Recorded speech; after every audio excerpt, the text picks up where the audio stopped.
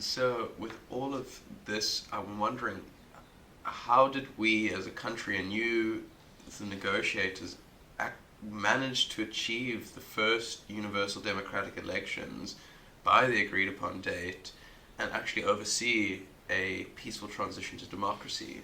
Well, as much by accident as by design. I mean, the negotiations themselves were, I thought, in some ways very poorly done. I describe in one of the records I kept at the time, which appeared in my book, on the contrary, how the Minister of Defence and the Minister of Justice, same person, Kubi could see it, he was a very opaque individual. He was never quite knew what he was thinking or saying.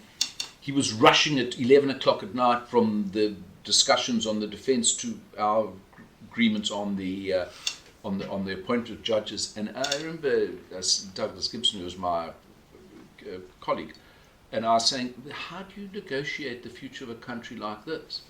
So the National Party's negotiation tactics were bad, but they were made much worse by the fact they didn't have the depth of experience outside of government, so they didn't really have people to call on other than bureaucrats to assist them. And I think that meant that the outcome from their point of view was disjointed, whereas the ANC was much more strategic and had a much, I think, clearer view and were better advised than the National Party negotiators were.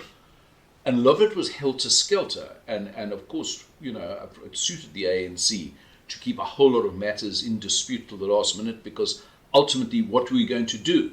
Either there would be no constitutional negotiation outcome, which would mean the country would just spiral out of control, as it was in danger of doing, or there would be, but it would be on a basis that the ANC would get most of what it wanted. And that's what happened. And part of the problem, as I reflected at the time, so this is not me with retrospective clairvoyance being smart after the event, was that the National Party put all their efforts into securing some aspect of power sharing in the executive, which of course suited de Klerk. He'd become deputy president, they'd get a couple of cabinet seats, which was really what they were after.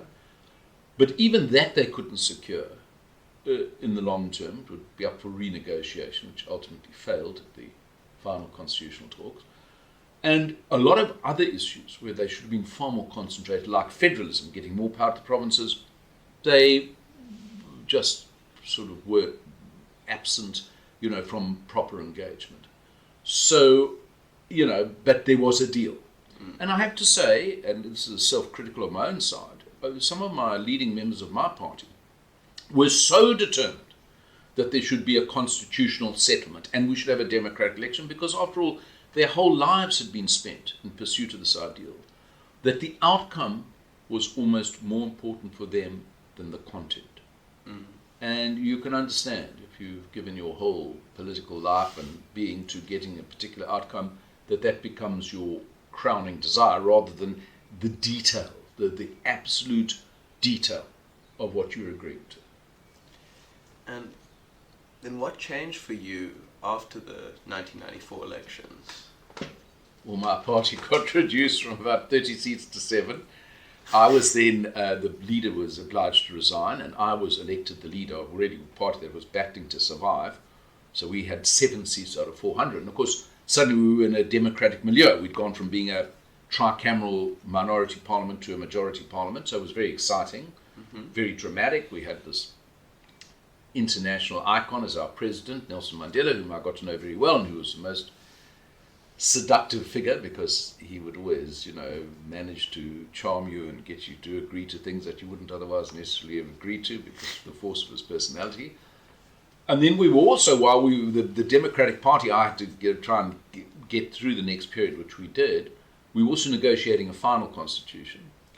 And I want to talk more about that. Yeah. So what was the difference between the negotiations for the transitional constitution and the final constitution? And what were the negotiations for the final constitution primarily concerned with? Okay, well, I mean, the obvious thing was the ANC was now the majority party, but it had about 62% of the seats. It needed 66 and 2/3 to get the constitution through. So it didn't have all the power, it had most of the power. National Party was very humbled in the election, got 20% of the vote, but they had a blocking power, provided they persuade other parties to come along. I have to say, one of the factors which was a feature of Kenton Park, which gets much little attention, was the absence of the Inkatha Freedom Party, who at that stage had 10%, been declining since then, just boycotted proceedings, as they did at Kempton Park. They were absent. So they played absolutely no role at all, by choice. I think it was a terrible failure of leadership on their part. And so, we were, leaving aside all the play acting, we had working parliamentary theme committees, all rubbish. I was a chairman of the theme committee, had no influence on the outcome at all. But it gave occupational therapy, what you do with 400 members of parliament, not really playing a role. So it was kind of almost the status quo ante. There were some key issues that were up for renegotiation. I think a lot of the stuff had been settled by then. There wasn't going to be a serious thing. We were going to have an independent Bill of Rights, or independent adjudication. That was not up for rediscussion. The content of the Bill of Rights became highly contested around the same issues. Property, mother tongue education was a huge issue for the National Party. Federalism was almost disappeared as an item on the agenda. There was some issue about provincial powers, which was important, but it wasn't, make or break stuff. Maybe it should have been, given what happened since. And and then there was again a sort of complete disagreement between the two principals, the National Party, who are now the minority, and the ANC, the majority. And so there was the so-called channel again between Rolf Meyer and Cyril Ramaphosa, and Leon Wessels playing a role because he was, I think, the vice chairman of the Constitutional Assembly. And but it was less dramatic. We were at various times brought together in conclaves. We went off to Arniston and Air Force Transport to try and have a meeting of minds. So, the issue for us, certainly at the end of the day, I remember the night before, the 7th of May, we were still debating matters, and most of them don't matter today because they've been supplanted by other events, such as the ability of the ANC to capture the whole of the state and all the bad things that have happened, which no constitution could have saved South Africa from.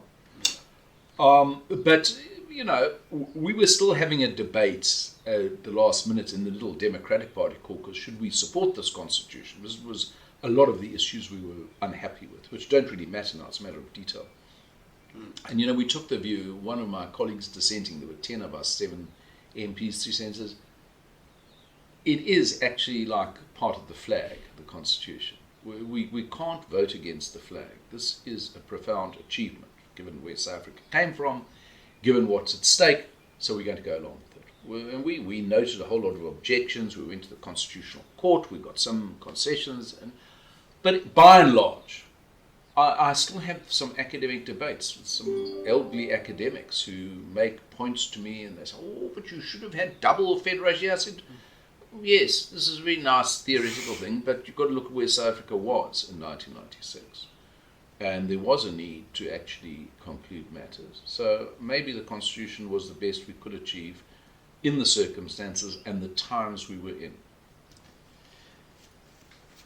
And so, did your time in the opposition, both during and after apartheid, kind of show the importance of the Democrat? You've hinted at it's that you had your gripes with it. You're not necessarily sold on the details, but do you think that the Constitution still serves an important function?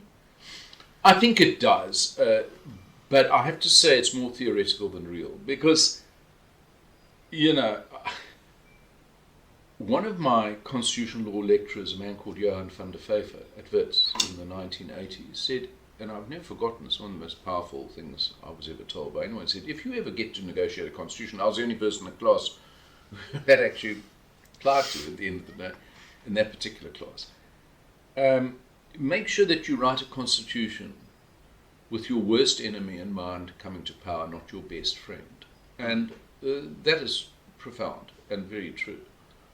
So, for example, I think we accorded, not my own point, Dick Moseneke, our distinguished deputy Chief Justice, as he was at one stage, said, we wrote a constitution with Mandela in mind, not with the Zuma in mind. Well, that was the implication of what he said. So we afforded the president vast amounts of power, which, again, should have been circumscribed in a much more detailed way.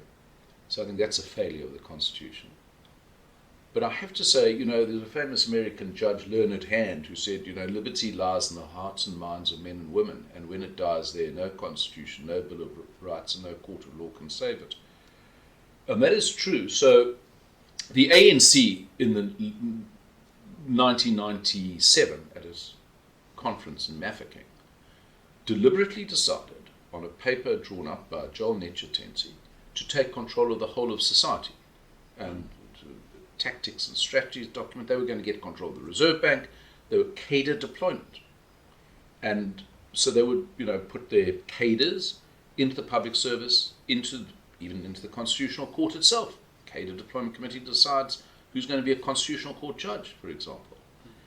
So you can have the most elaborate constitution, but if a determined group of men and women decide that the power of the party, good old Leninism, is more important than everything else, to quote Learned Hand, no constitution, no court of law, and no Bill of Rights is going to save it. And I think South Africa, to an extent, not entirely, is caught by that paradox of having a party which really is only interested in power for itself and its cadres, and a constitution which suggests otherwise, but is actually not that powerful when it comes to such, you might say, Leninist determination. And to end our conversation, I was hoping that you would be a little bit more optimistic about the role of the Constitution. But is there a reason why South Africans should still rally behind the Constitution in the modern day era? To misquote what Churchill said about democracy, it's a hell of a lot better than the other alternatives. I mean, for all its limitations, for all the fact that it can't really withstand the rapacious power greed of the ANC, it still provides some degree of independent adjudication. It does afford people some rights. It is much better than having nothing at all, or simply unbridled majoritarianism, which would actually make people utterly powerless. So, compared to the alternative, it's much better.